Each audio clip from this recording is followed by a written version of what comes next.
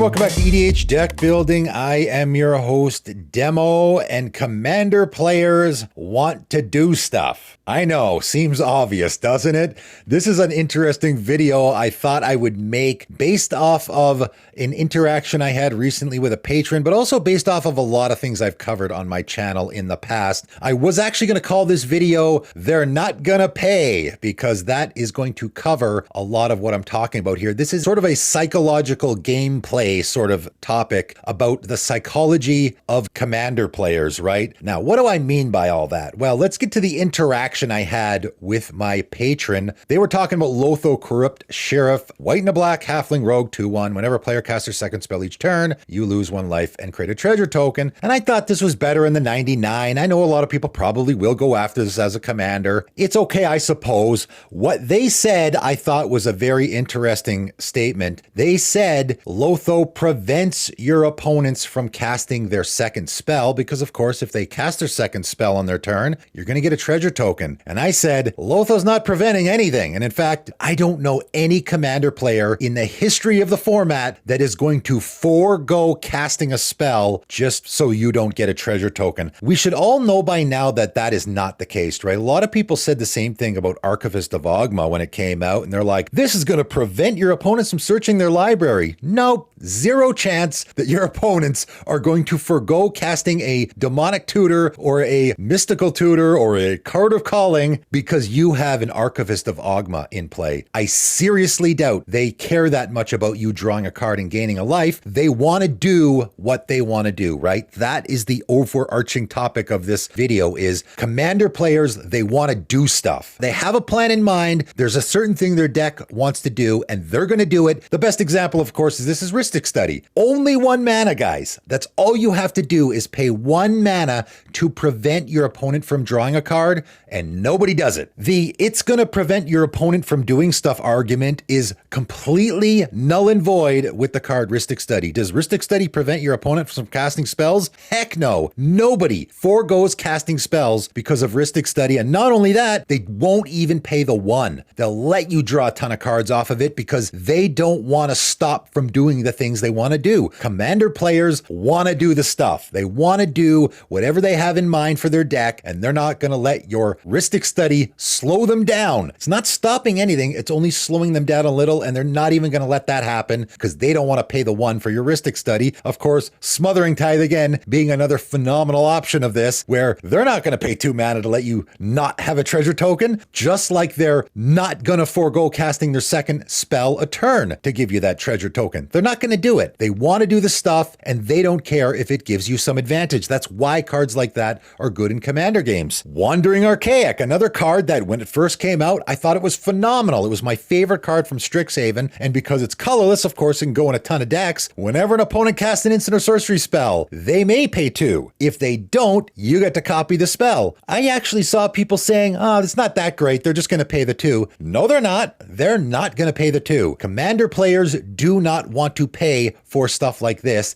They want to save their mana for the stuff they want to be doing. I say this again all the time about Ghostly Prison and why it's such a great card in a commander game. I mean, it's a great card for a bunch of reasons. The first being because it deters your opponents from attacking you, it directs the attack to another player, right? Your opponents want to attack. Again, they want to do the stuff that your deck is supposed to be doing, and if their deck is attacking, they're going to want to attack. And if they don't want to pay the 2 to you, you're redirecting that damage to another opponent. So it is a double advantage. Not only are you not taking damage, but you're encouraging, it's almost like goading in a way, where you're encouraging your opponents to attack each other. Yes, they can just pay the 2 to attack you, but they don't want to. They really don't want to pay the 2. They want that mana to do the stuff, right? The stuff that their deck is doing. That's what they want the mana for, right? When someone builds a deck, they're thinking about the stuff that they want to do in their deck. You have a Ghostly Prison in play, they're not going to pay because they want to attack, and they also want to do the other stuff in their deck that is going to require their mana. Furthermore, another reason why Ghostly Prison is really, really good in the Commander format is because in the Commander format, unlike a lot of other formats, everyone tends to cast their spells on their first main phase. Again, getting into the psychology of the Commander format, for whatever reason, most other formats, you attack first and then you cast your spells, but in the Commander format, you cast all your spells on your first main phase and then you attack. So a lot of times, people won't even think to leave leave the mana open. They'll go to their declare attacker step, realize they haven't left any mana open,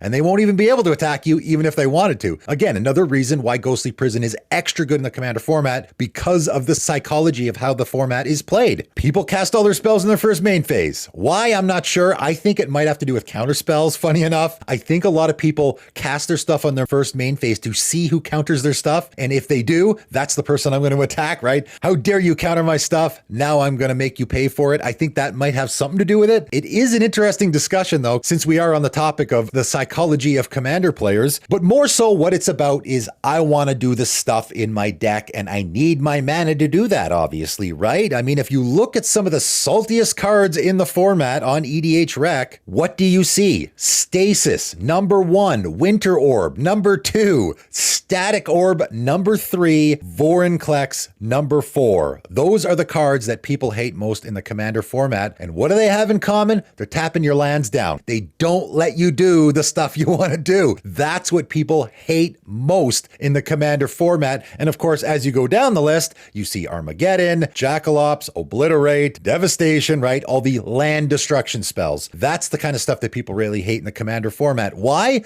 Because it doesn't let them do the stuff they want to be doing. A Ghostly Prison is essentially the same as a Winter Orb if you think about it, because if I gotta pay 2 for all my creatures to be attacking, that's the same as just having my lands all tapped down, right? It is preventing me from doing what I want to do with my deck. That's why people don't want to pay for the Ghostly Prison. That's why people don't pay for Smothering Tithe. It's a massive disadvantage for you to have your opponents to be creating treasure tokens or drawing cards, as we know. That's why those cards are so good in the Commander format, but people don't care. They want to, at the end of the day, play their deck, and they don't want a whole bunch of taxing effects to be slowing them down, even if it doesn't require them to pay mana. Like that Lotho or that Archivist of Ogma, yes, having you create treasure tokens and drawing cards is going to be really bad for them, but they don't care. They want to cast spells and they want to search their library. They want to play their deck. Commander players don't want to be told they can't do things, right? Whether it is, I'm tapping down your lands with a Winter Orb so you can't do that. You have to discard your whole hand because I have a Jin Cataxius. So again, another thing that plays into the whole I can't play my deck if I have no hand. Your creatures are all 1/1s and lose all abilities with a humility. I'm going through the list of some of the saltiest cards in the format, and this is the reason why. It's just not letting you play your deck. It's not letting you do what you want to do. Commander players want to do the stuff. Whatever that stuff is in their deck, whether they are casting spells, searching their library, attacking with their creatures, all that kind of stuff. That's why they don't like to pay. Commander players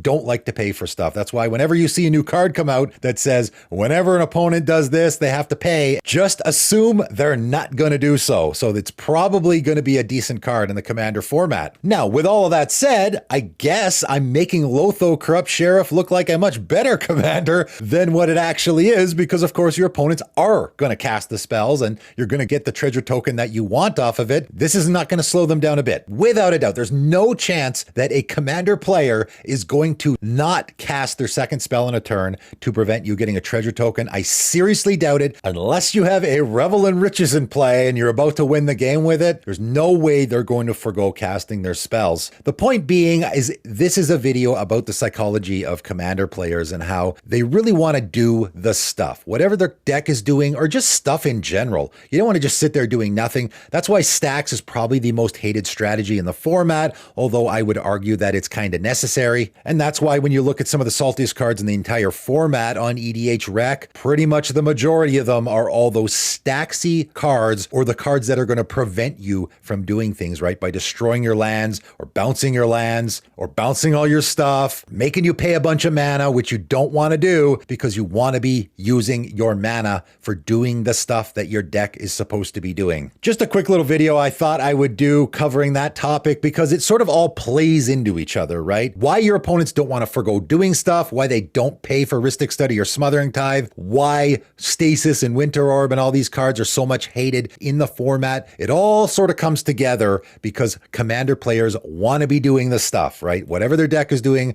whatever their plan is, they just want to sit there and play Magic, and that's why all of this stuff sort of comes together in the same topic, and why it can be good to help evaluate cards and how good they're going to be in the format as well, right? Let me know what you guys think in the comments below, though. That is it for today, and thanks for tuning in.